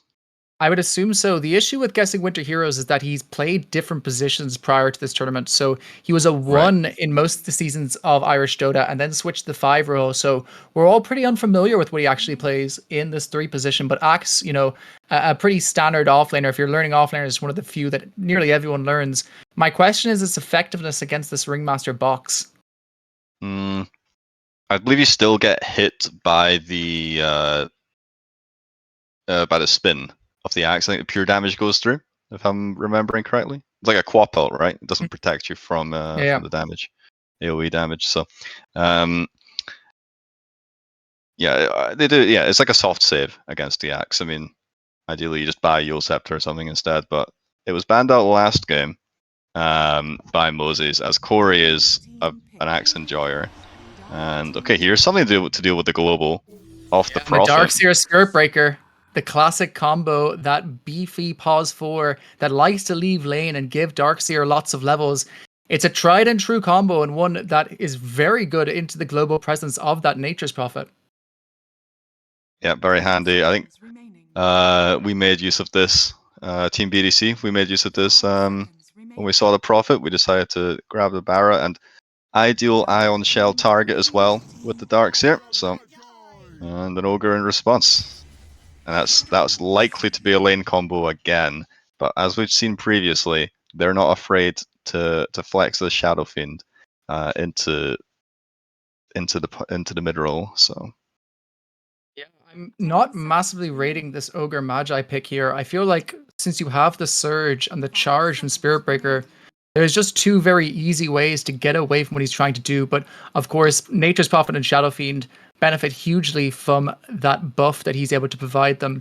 So perhaps that's what they're thinking here. yeah, I think Ogre is quite an easy hero to execute, but okay, a puck coming out. If he gets caught in an axe call, he's as good as dead, but there's not much else really. Like, there's quite a slow wind-up time on the Fire Blast of Ogre, so it'll be interesting to see if Prophet decides to go for maybe an Orchid or something, just to help lock down this puck a bit. Yeah, it's an interesting pickup. I mean, it's quite nice if they do lane the Shadow Fiend mid. He can always dodge out those raises with that phase shift. It's also a hero that Owen, strapping Owen Handyman, is very comfortable on in the mid lane. So it's nice to see him get a bit more comfort this game in comparison to that Death Prophet. Last ban's coming out. We're most likely, I think, looking at a 1 for Mosey's. And for M&Ms, it's pretty telegraphed. They're absolutely looking for a carry here. We see the Sven and the Ursa being banned out in the last 2 slots. Yeah, so this is tricky. So last game they decided to pick the Sven on 18. This time they've gone with the puck, which was banned out. Like the Storm and the puck were banned out in the previous game. So they're very much trying to like maybe give young Handyman a nice game on a hero he's comfortable on, and they'll just have to pick whatever's left really. for Mist, who, as we've mentioned before, isn't really a carry player, doesn't have the biggest pool. So we'll see what they decide to go for in the end. But yeah, trying to maybe kind of get some more leverage in this early game, getting Handyman on his preferred hero. M&Ms pick up a hero that we don't necessarily see all too often these days, being that Luna. Now, it has definitely risen in favor this patch, but it's still a hero that we don't see very commonly, and an interesting pickup in this last spot for M&M. How do you rate it? 10 seconds remaining. I personally like Luna. At the kind of Immortal level, though, like, you know, I mean, this game average is probably around 8 or 9k. I don't know if Luna is a strong enough hero, but it seems like they've got a pretty nice lineup overall. Like, it's fairly balanced. They've got 2 farmers, though. They've got the Darkseer and the Luna, who will need some map space, but I guess they're just hoping that this Barra can do enough around the map to kind of create that space for them and get some decent farm onto this Luna and Darkseer. But yeah, the hero's fine. It's playable, but I don't know. There's definitely stronger heroes, but it's simple Yeah, enough, Life easy Stealer one here. to pick up. No, a Monkey King comes out in this last slot. So it's going to be mid Monkey against Puck, It's gonna right? yeah, it's going to be a 1 Shadow Fiend. Yeah. Yeah, SF should do, I think, fine in the 1 position, especially with Ogre Magi, who can, he's got two great Bloodlust targets as well, in the Shadow Fiend and Monkey King. And I think Monkey, I don't know, is it that good this game? I feel like if he's making his plays, trying to jump on someone, Ringmaster's there with a save, he's quite prone to, being charged or knocked out of his ultimate as well. Little things like that, along with the vacuum, might be quite a difficult game to execute for this Monkey King. But we'll see what he can do. See what kind of build he goes as well. I'm quite intrigued as to what items he builds. It being a mid, so. One nice thing about the Monkey this game that we might see is the ability for that MP to connect with his ganks is going to be really important when he's flying over those trees and finding those solo kill opportunities. Having the additional damage and the lockdown that the Nature's Prophet provides could be absolutely critical for this game. And it looks like that Nature's Prophet is going to go into that 4 position. The Ogre Magi slow with the Shadow Fiend is going to be quite problematic, I think, for Corey. Going to have to get a couple of levels in Surge early on. And then also that Shadow Fiend likely to be able to nuke down those Ion Shell creeps quite easily. Yeah, that's a good point, to be fair, for the lane. We'll see how it kind of transpires. SF, I don't think it should have too many problems against Ion Shell unless they decide to just really push this lane in under the tower and not really give him any space or time to farm. So yeah, what have we got? Any predictions for this game from yourself? Looking at that last game, in a game where we were, less confident in their draft, M&M still showed signs of life. This game, though, I think it's just going to really come down to that Weathermay Shadow Fiend. And so far, I'll be honest, despite having a good game on the Ursa the last game, I don't know if he's the stable presence that this team needs. So I'm gonna bet the house in M&Ms this time. You are you? Oh my goodness. Even with the Luna carry. Oh my goodness. Even and with the Luna carry. Really looking to kind of get down and dirty early on. Let's see. You know what? Luna carry? No, I don't think it's going to win. I think I'm gonna go against my boys here. I'm gonna predict against them, and say Mouse is going to take the win. Looks like a potential level 1 go here. They're walking away from the Shadow Fiend. They don't seem like they want this smoke from the opposition, dispersing quite quickly, allowing the side of Mousey's to take that room. But they are wrapping around with the Spirit Breaker. He is the north of that pack. Could either get caught or catch out a hero in this fight here. Going to see what they're going to do in response. The Axe is also walking up towards him. Could get caught out here. Seems like they might have juked them here and could potentially pull out 3 runes if they're not careful. 4 seconds. The Ogre is there in time. They're going to battle for it at level 1. Who wins the click off? Faster clicks coming out this time from that Ogre Magi. And now they're doing a fair bit of damage onto this Spirit Breaker, but he has that little bit of bull rush as well as the greater bash level 1. He doesn't have an escape from this. He needs to be quite careful, but the movement speed and the level 1 boots are enough to get him out this time. Yeah, a bit annoying though. He took the greater bash. He's half health, no tangos. Obviously able to survive with the boots there, but it would have been handy if he'd saved his point to put into his charge so he could TP home and then charge out. But instead, he's gonna come to this lane on half his health. Almost would have been nice to die there just so that he could at least have a bit more lane presence. Something else to point out as well is that he is sticking in this top lane, but is far enough away from the Darkseer that he's not getting those Iron Shells on him. Darkseer, of course, needs that level 3 before those Iron Shells start becoming quick, but really nice use there, dragging the creeps. So Ogre Magi spotted it out, could be in some trouble here. He does the bash level, but Ogre, with the learning curve, is unable to stop him from getting this pull off. Yeah, only able to connect the range creep there. Obviously, SF and Ogre probably want to make this top lane a bit of a brawl before at least level 3 on the Darkseer. But yeah, actually connecting lanes behind the tower actually very problematic in this early stage, so nicely played there. Yeah, really easy free farm coming out. So far, all 3 cores at the top are all members of Mousey's Fiercest Warriors, and that's Reese's Courier, which I believe had his regen on it. Oh, he does get delivered before it dies, thankfully.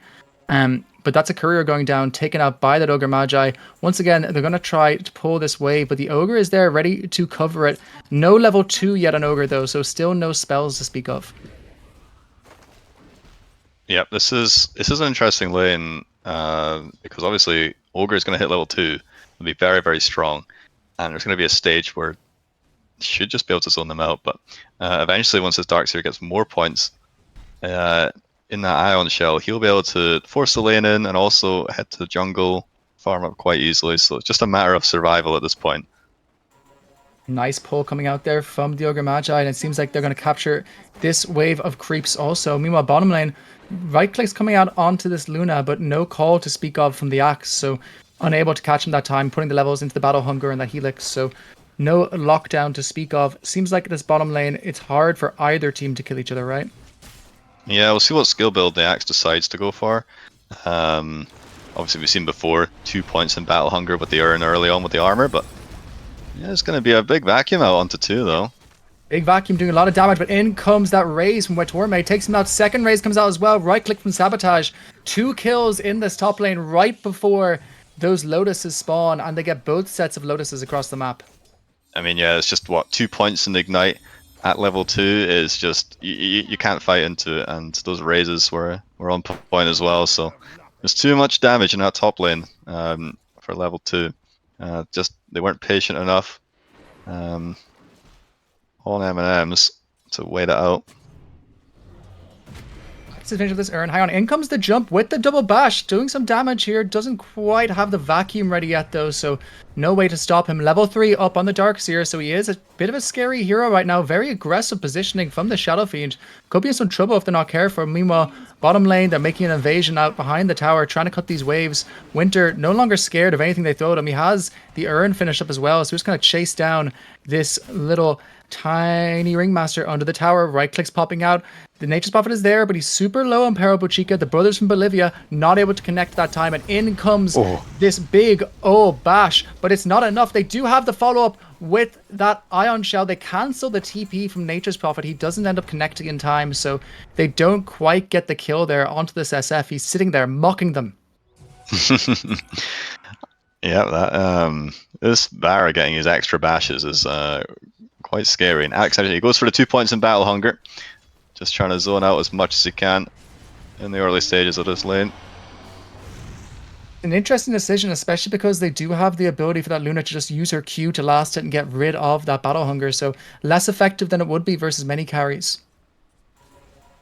Yeah, definitely, and quite interesting what Reese did there. I think he did that on purpose. He wanted this Ogre to use the Fire Blast there, just to kind of make sure he can't spam his Ignite due to mana issues. But yeah, they've kind of Dire are definitely ahead in terms of CS in these early stages. In this mid lane, we haven't talked about it much, but Monkey doing just fine. against the young handyman Puck, but there will be a charge onto him. Let's see if they can do anything. No coil yet though. Charge comes out onto the monkey, but he's got an iron shell on top of him. He's going to do a lot of damage here, but he immediately backs out. There's not enough damage. There's no coil. They can't take out this monkey in time, and all it does is it allows the Monkey King to kill off that range creep. So ends up actually hurting the Puck more than it helps him. Yeah, 6-minute rune is going to be important, but Prophet hanging around here understands that. In the meantime, though, Luna's actually just got herself into the top of the CS chart. She's actually managed to survive this kind of early strength of the axe in lane, and it's doing just fine. But mid rune about to spawn. Corey not able to defend his tower really on his own. Indeed, the rune has spawned. It is in the top lane. It's an illusion, which the Barra just takes for himself, decides the Puck doesn't need the bottle refill, or maybe couldn't get there in time. Yep, charge out onto SF, who's diving, and Puck has ult now. He might decide to TP up for this, but Corey, he's going to be one just to get clicked down. And does TP actually buy back from Darkseer at 6 minutes into the game, but here comes the Prophet now. Indeed, the Prophet doing all his right clicks with that TP in, walking away now on the Shadow Fiend. That huge Ignite stopping all of them from being able to do anything about this. He's TPing away, gets hit with the orb. Whoa. The uphill mischance doesn't affect him. Kill there for Puck. A buyback expended on Corey to get those, but important kills nonetheless. Yeah, 2 for 2, but good use of the coil there immediately from Puck, understanding that he can't really do much to this MK in lane, but he can do plenty in the side lanes, especially when they're diving like that onto your Darkseer. Speaking of diving, bottom lane. Oh, another dive. Looks like in bottom lane they're making it go onto this big ol' axe. The right clicks come out with that bash. Down goes Winter, and they're going onto the Wisdom Rune thereafter. They might lose their MP here. He's only level 3. The right clicks are coming out. The Eclipse isn't connecting because the stacked camp saves his life that time. But they have a charge in 3 seconds. You need to be careful here on your MP. You could get caught out here if you're not careful. Throws the Blood Grenade instead. He tries to slowly waddle away. Gets hit up with that Boundless Strike. One more right click. A really nice kill there onto Denki no Riko on this Monkey King. Yeah, nicely played. It's going to be a 1-for-1 though. Axe obviously falling beforehand, so still pretty good for this Luna, who is having a solid game so far. She is. Go now potentially in this top lane onto this tower. It's very, very low on this Darkseer, who's having a struggle getting into this game. You know, he's only level 5, still waiting on that 6, with only a Ring of Health and a Bassi to his name. Yeah. Struggling in comes the charge from the Spirit Breaker. He has the shell on top of him. There's going to be a lot of damage. No level 6 to speak of, though, and no follow-up there in the end. So, once again, Weathermay just staying alive in this top lane. Yeah, SF, he's doing fine. He did kind of overplay a little bit going under that tower, maybe, but still retaining that top of network spot. Here comes the ultimate. He pops it immediately onto this walking uphill Ringmaster. Ringmaster stays alive for a moment, gets the fear out, gets his Barra out of range, but manages to go down himself. A kill going into the back pocket of Weathermay. Yeah, again, just amplifying that lead, but looks mid lane. Charge now into mid lane. And meanwhile, it looks like he's going to be in huge trouble. Right clicks coming out as well. This Monkey King does survive through it, though, and gets off the Jingu. Will it be enough? It doesn't look like it. It's only one Lucent Beam will kill him, and indeed missed picking up that kill. That's the exact hero you wanted on. Yeah, he's honestly, he's within touching distance of this SF now, so they do have one ancient stack. Is that 1 or 2 ancient stacks? So she'll be pretty happy with that at this point. Mask of Madness being delivered on Courier as well, so not too bad at all. Yeah, the Luna carry definitely having some effectiveness so far. Played a part in almost all of the kills that they've gotten across the map thus far, and definitely showing itself to be some competition this lane. They really need to get this level 6 onto the Spirit Breaker, though. I feel like without that 6, they just don't have the same kill threat. Oh, found Prophet here. Though, going out to Prophet, they've caught him out. He's hit up with that charge, hit with the right clicks. Down he goes, Sassy picking up that kill, and as we said, putting that Spirit Breaker closer to his 6 as well as himself. He's one lane of creeps away from getting that Wheel of Wonder. Do you know, Prophet's only level 4. You know, the lowest level support at this point, as the Ringmaster and Spirit Breaker closing in on 6 now, obviously helped by that innate on the The Barra. Spirit Breaker, he's onto the Monkey King. They have the coil on the puck, but choose instead to just use this go to secure that top rune. Yep. I think once this Barra gets his ult with an Island Shell on him, he's going to cause all kinds of problems. Just needs to find a few creeps to sap XP off of. Or a kill, Meanwhile, go potentially. here onto the back lanes. They managed to get off that boundless strike onto the Bower. Bower now in some trouble. A nice use there of the fear to keep him alive temporarily, but he dies so quickly to the right clicks. Look at the damage coming out from that Shadow Fiend. Here comes the Eclipse, but it's into the Monkey ult, so he's forced to walk away. But Monkey himself dies quite quickly, and now they drop that big old fear. The follow-up call onto the puck. The puck goes down, but it's more kills for this Luna, who's having a nice fight so far. Can they take out the Shadow Fiend? No, they can't. The lifesteal's too much. They don't throw the Lucent Beam onto him. They throw it onto the Axe instead, which means that he stays alive and ends up being a 4-for-2 in favor of the side of Mousey's. Hang on, it's not over yet. In comes the Barra. He's still not level 6, though, so he can't kill him. He has to turn tail and run. Oh my goodness, yeah, a couple of dire heroes there getting very, very low. And it was a very close team fight. Honestly, very good spell usage to be fair, but just not quite having enough in the tank to take down this Shadow Fiend. But this game so far seems, you know, seems pretty tight. Even with this SF now getting a little bit ahead on farm, and he's got the usual Hurricane Pike queued up, and Mist is gonna get caught under his tower though. Some trouble here on this MP bottom as well, but seems like instead they're turning it onto this Ringmaster. They have the Monkey King here as well to chop him down, and Poo Poo with a double kill there on the Prophet gets himself 6 out of those kills as well. So we mentioned his low levels. That is no longer an issue. Yep, between the team fight, managing to stay alive there as well. And this gank, yeah, he's come back into this game nicely, so they're kind of taking over this bottom jungle now as well, so the map will get a bit small for your Luna and Darkseer to be farming on, and things might become a little bit tricky as they wrap around mids here, but it is just the Barra on the lane. Barra's here alone, gets hit up with the Boundless Strike. Right click's ready to go for Monkey, but he's too quick.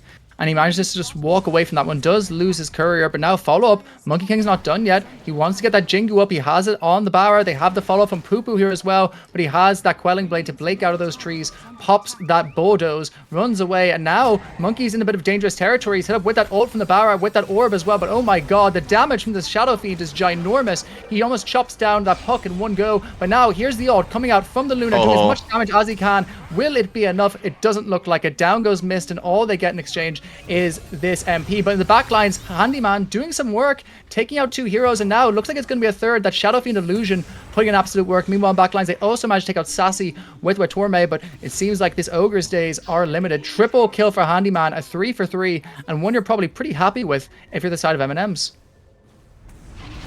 Nicely played there. Oh, it's got actually Not done stun up. yet. In comes this Barra, and they have these big, ion shells, but it's not enough. The right click damage is just too much with the call coming out from the Axe, catches onto the puck, so Corey goes down for a second time, and Handyman loses most of the advantage he got from that fight, and now the level 9 Luna is being chase bound by the 2 level 11 heroes from the side of Mousey's. He is forced to run away from this when he stops to farm for just a moment, then sees the big scary Shadow Fiend in his ass, says no thank you, and walks back to his own base.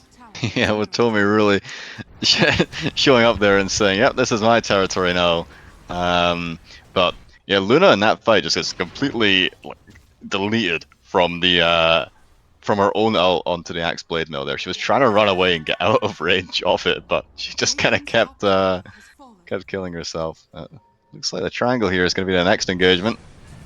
Double damage ready on this Monkey King, ready to invade. They see those big stacks. They want to take them for themselves. Nice use of the box there to get out this Darkseer for just a moment, but he's dead again. That's 3 deaths in fast succession. Nice use there of the Wheel of Wonder. Huge kill there coming out onto the Axe, coming out from Sassy. Very important one for him to pick up. Yeah, nice return kill, but I think Corey won't be very happy with that. He's going 0 and 5 on this Darkseer. And they lose their stacks in the back lines. Oh, but they do lose this NP from a charge and a Nether Strike coming out from this Spirit Breaker. So a bit of a commiseration kill, if nothing else, but losing those stacks is going to feel pretty bad for the Luna, who's already underleveled. Yeah, definitely. SF just like miles ahead of this Luna now, 3,000 net worth higher than Luna. They've really prioritized this SF farm very, very nicely. And yeah, it looks like Reese is gonna get spotted out here. Making a go here from the Monkey King. He has the Diffuser Blade to slow him down, doing what he can. Does not have much damage to speak of, but gets off that Jingu. Meanwhile, the Luna does manage to get a kill there onto Sabotage. Actually, Corey getting the last hit for that one. But now, forced to leave again. Another exchange, losing Corey again. 0-6 now. Sorry, 1-6 now on this Darkseer. Yeah, it's just an impossible game for him at this point. Every time he shows up to something, he's just getting targeted. Now they do manage to get another kill onto Poo-Poo. Handyman is having a really nice game with this puck, but in comes the Shadow Fiend. This is not a guy to be trifled with. He's so strong, level 13 already. Forces them to take a step back and play a little bit more safe. Here comes Reese though. He's got the ult in 2 seconds. Got the ult in 2 seconds. Could take him down. Has the orb follow up as well. And down goes Denki no Ikuru. A really good kill there for Reese to pull up on this Spearbreaker. They try to make it go onto the Shadow Fiend. They realize very quickly that is not something that's happening. Another kill onto Corey and onto Reese. Yeah, Axe just going in for the sideline there and kind of drive-by kill onto the two of them there. But yeah, this SF, like, I mean, I don't think you can fight into him. Lasting Presence it's just so difficult at this point. They don't have much armor. Corey, he's trying to finish up that Crimson Guard, but 16 minutes in already, it's going to be very, very late at this point to kind of help with some of these SF right clicks. And look at him just taking the tower down. Very, very quick in a very quick manner. So it's gonna be very tough to bring this man down. It seems like another go into the Monkey. He hits it with the bash. Seems like they're just gonna try to get away from this one, but instead the MP is here, ready to go. They kill off Sassy. Yeah, that's what you were talking about with the Prophet connecting on these kills with the Monkey King. And missed. He's gonna be the next one caught out, and this is a big kill. Already far behind on the Luna, but no let up from this Axe, and I don't want to say it, but so far my predictions looking pretty good here. Sometimes you predict because you think it's true, and sometimes you predict because it's content. What can I say, you know? gotta give both sides a fair shake, huh? But yeah, looking extremely difficult right now. Although the win probability is closer than one would think. So it suggests they think a comeback could happen here, according to Gaben's magic green line. All right, I'm ready for a comeback. We love to see it. But the question is like, what is your play now though? Because I don't think that you can really fight into this SF. In fact, he's not even bothered about going for a BKB. He's going for a Silver Edge. Is this SF? Yeah, and it seems like they're going to just take down this little tiny Ringmaster again. Another nice kill going into Weathermay's back pocket, pushing him further towards that Silver Edge that we were just discussing. Jumping out from the Axe onto Handyman. He could be in some trouble here. Follow up the Boundless Strike. They have enough damage. Down goes Owen on the puck, enabling a push onto this mid tower potentially. Yeah, they're thinking about it. SF currently, it's like he's scanning out, trying to find someone down here. There's the Luna who's trying to stay as far away as possible from them, but Axe is teleported to the tower and he's heading down as well.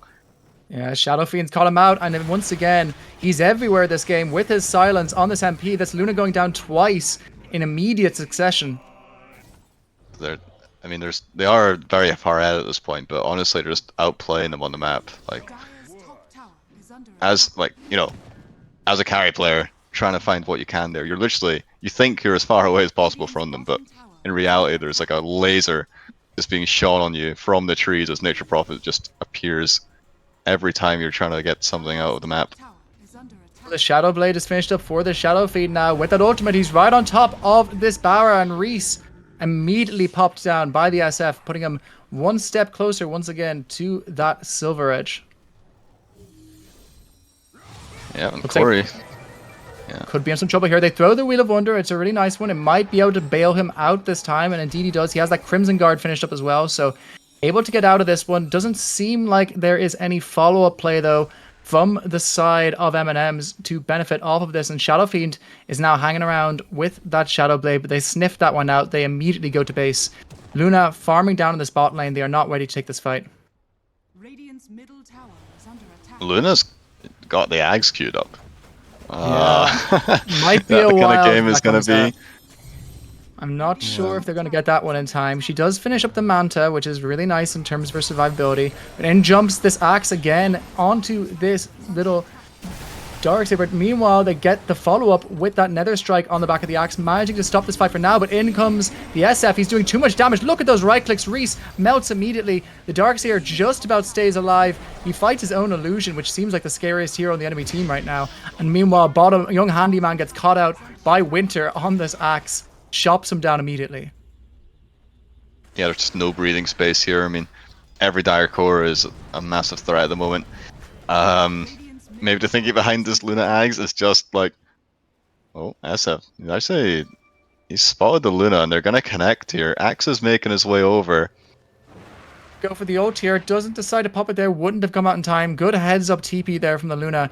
Definitely saves her life. And now they're making a go onto this NP. They could throw out the ultimate onto him. Looks like they're not necessarily going to do that yet. And instead, it's this Darkseer again in huge trouble. Does get off the Surge and escapes this time, it looks like. But no, the Boundless Strike is there to stop him in his place, to get another kill for this Monkey King. Yeah, just they're playing so well together, like so connected.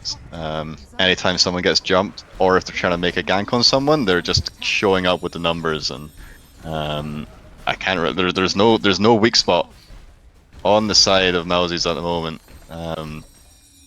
Considerably far ahead, and with this presence on this SF now.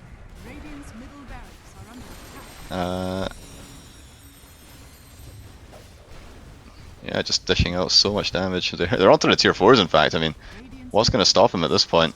14k net worth lead. Feels kind of impossible. They are making a go, though, onto the Shadow Fiend, but there's so much to save him. They force staff onto that Spirit Breaker as he charges. So he's unable to complete the charge, and he goes back to hammering those tier 4s, and that's a tier 4 down. That's taken by the Shadow Fiend. They're making the go now, though. They have the Nether Strike. Oh. They don't connect, though, with the slow, and now Owen has disconnected at what is potentially the worst possible time. He has the coil, he had the silence, he had the Q. This was their moment, no Axe. And he just disconnects at the worst possible moment. Yeah, he's stunned here. This is very awkward for them now. Oh, jeez. Alright, I mean, let's review. There's no BKB on SF. If Puck gets in here at the end of this Fire Blast with the Waning Rift and Dream Coil, even if he goes down, it might be enough. Luna's probably gonna have to buy back here. I mean, I don't know. This fight's a mess, honestly. There's no Wheel of Wonder either. No, even without the Axe and without the Prophet, it still feels like I don't know what they can do to bring down these heroes. But Monkey King just casting Wukong's command as well. So unless they do the honorable disconnect of Shadow Fiend for the next 3 seconds, I don't think there's a way back into this fight necessarily. It's too much to handle. The net worth advantage is ginormous. 16k at 22 minutes. A tier 4 already down, and no spells right now on this Ringmaster whatsoever. Yeah, here we go. Can they pull it off? Here it comes. He jumps in with that Raining Rift, doing a lot of damage on DSF. In fact, he might get him here with the chain. He is leashed up, but they haven't finished him off. You see, he pops it by accident. Down goes Wettermay. 1,000 gold going to that puck, and a really important kill to get here. I mean, you'll take what you can get at this point. Only Barra to go down there, though, to be fair, after that pause. So, you know, it's a huge kill. It is a huge kill. I think he might have died anyway to the Darkseer vacuum or something. Even if he hadn't broken that coil. But yeah, Axe is gonna find Corey. Corey once again in some trouble this game. Does have the box try save him, but there is Parabochica on the MP. But a nice 4-staff away from Sassy does get them out of harm's way for a moment at least. And now in comes Owen on this puck, taking advantage of the dead Shadow Fiend. They pick up another kill onto the Axe, another really important kill. And now it looks like the Ogre Magi is going to be the next one to the grave. A really good turn of fortune for the side of the M&Ms. Yeah, that was awesome. I mean, Axe started the fight, but the response was there this time, playing really, really well connected together, even without a couple of their ults available, still able to turn it onto the Axe, who is also a massive kill. The two of them, SF and Axe, top of the net worth, so bring them both down in succession. Might just give them that kind of farm they needed to continue stalling this game out. But that's what it feels like very much at the moment. They're stalling this game out. Looking at the items coming up with the shard coming out from the puck and with the aghanims coming out from the Luna. Oh, hang on. Speaking of the puck, going to be in huge trouble here. Manages to get the blink away, but meanwhile, the hit with the break onto this big Obara. He pump fakes an ulti and walks away. The knives don't quite connect. They might still make a go here, though, potentially. They have the Dream Coil up on the puck. They have the Wheel of Wonder in 20 seconds, though. They're probably going to want to wait for that. But instead, they're going on to Parabo Chica, and a lot of trouble here on this little Nature's Prophet. 1 or 2 right clicks always going to need, but in comes the Shadow Fiend. He goes to the location where the puck's going to land. The puck does have the Yule, so stops himself for a moment, times it perfectly on Weather May, pops Young Handyman. They do take out Parabo Chica, but they lose both the puck and the Ringmaster in doing so, and now this bottom tower is theirs for the taking. Yeah, Prophet just acting as the perfect bait there, allowing his SF to get in the back lines there. Very nice timing on his ult. Showing that he's got that skill in his arsenal as well. It really feels well-rounded on this SF. Jump in now from the Axe onto the Darks here. They have the follow-up with the right clicks in the SF, and it's enough. This is, I gotta say, the first game where Weather May is massively impressing. I think all he needed was for me to not glaze him in the draft discussion. Give him a bit of shit, and he's come into this game and played one of the most impressive games of the tournament. Gotta say as well, across both series, Winter has been absolutely phenomenal this game. Hang on, jump in now from this Luna. She throws out the Ag's ult, but they don't have vision for the Shadow Fiend, so he's able to just walk away. There's no more Eclipse. They throw out this big Dream Coil, but it's not enough. That ginormous use there of the Boundless Strike with that Jingu Mastery chops all 3 heroes. The buyback is used by Spiritbreaker, and he's dead again. The Ringmaster does throw out his buyback as well, but with just puck to back him up, and with this Ancient exposed, GG is called by the M&Ms. A 2-0 victory for the side of Mousey's. It's all going to come down to the next series then for M&Ms if they're going to be the bottom seed. Absolutely. Yeah, I mean, just they look so connected. They look so good together. Connecting with this Prophet across the map and along with the Monkey King making plays everywhere, and not a flawless game, but certainly it looked very, very strong. Matched up against the M&Ms there, so I thought it was going to be a bit of a closer series than it was, but this one even more of a landslide than game 1. 25 minutes is all it took. Yeah, very unfortunate series for the side of M&Ms. As you said, their backs are now against the wall. They will need to beat the June squad if they don't want to finish last in their inaugural season. Folks, we have a few games coming up this week. Join us on Tuesday night when it looks like it's going to be the Division 2 Group A Night of Power with 2 games for Fierce the Samurai. Fear the Samurai, who will be playing up against Lose Last Hitters, I believe, as well as the side of, let me pull it up for you now, of Creep Enjoyers. And then on the same night, I believe that Lose Latiters are also playing Creep Enjoyers and ourselves. So 3 Div 2 games coming out on Tuesday night. And then join us next Sunday at, I believe it's 4 p.m. with the Imprint Boys. We're taking you through the Div 2 Group B 3-way playoff tie. Gonna be one hell of a game to watch. Please do join us for it.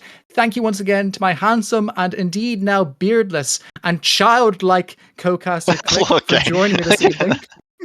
Okay, you pushed it a bit far there, but thank you very much. Yeah, thanks to yourself as well. I won't comment on your appearance because I'm better than that. That's just me, yeah. Who would do that? Who would do that? Nah, you're handsome either way, bro. So handsome. And equally so handsome, sweet. our wonderful observer, Auntie. Thank you so much for joining us, folks. You could have been anywhere tonight and you chose to be here. I question your life decisions, but appreciate your dedication. Hope you all have a nice week. See you later. Good night.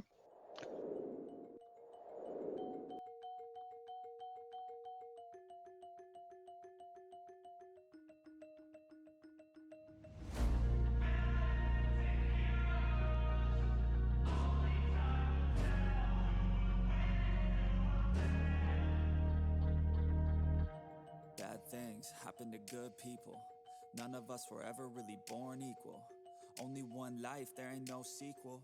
Some people live, others stay fearful. Got good, always butting heads against me. The good try to be fair.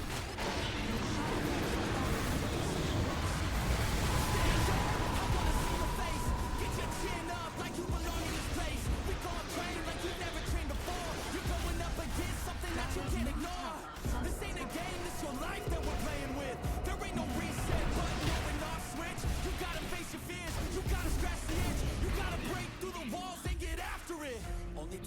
tell who's gonna make it. I promise you, I'ma be the one who's gonna take it. I fight, I provide, leaving blood on the pavement. If you're up against me, then you better be praying, cause I'll keep punching till my knuckles start breaking.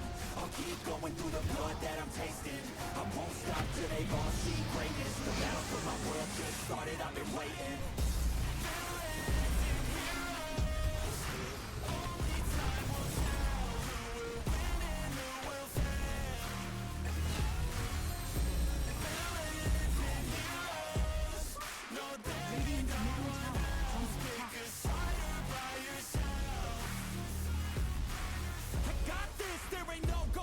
Leave it all on the battlefield, push the attack. You can't stop me, I'm obsessive. A lot of people think that I come off aggressive, but I'm just passionate. Why aren't you? Ain't nobody care if you got nothing to lose. You gotta put yourself on the line, make moves. Otherwise you'll be a sheep with the lies watching you. I promise you, I'ma be the one who's gonna take it. I fight, I provide, leaving blood on the pavement. If you're up against me, then you better be praying, cause I'll keep punching till my knuckles start breaking. I'll keep going through the blood that I'm tasting. I won't stop till they all see greatness. The battle for my world just started, I've been waiting.